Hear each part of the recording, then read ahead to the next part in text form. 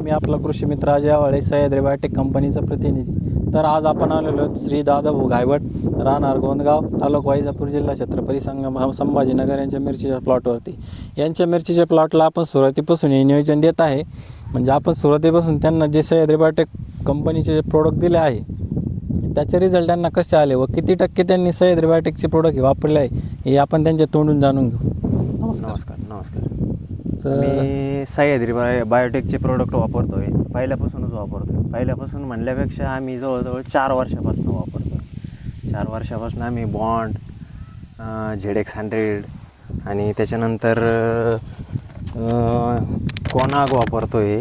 आता कोनाग ह्याच वर्षी आणलं आहे. आणि त्याच्यानंतर 1144 आणि ZX100चे खूप बऱ्यापैकी फायदा आहे. जे की आपण ह्युमिक सोडतो आहे तर मुळीवर जे ट्रेस येतो किंवा कॉइलिंग जी आपली सोटमुळं असते ती बेंड मारते.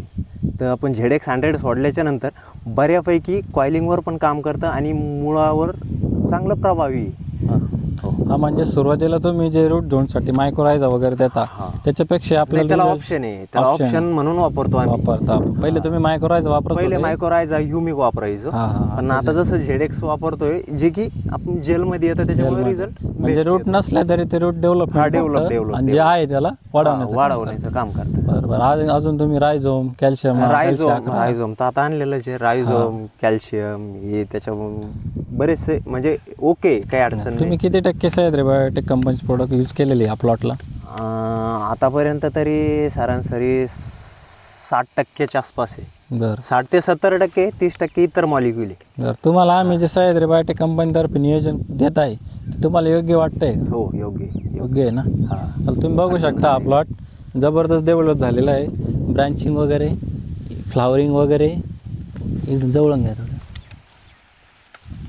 हे बघा, सेटिंग वगैरे पण चांगली झालेली आहे.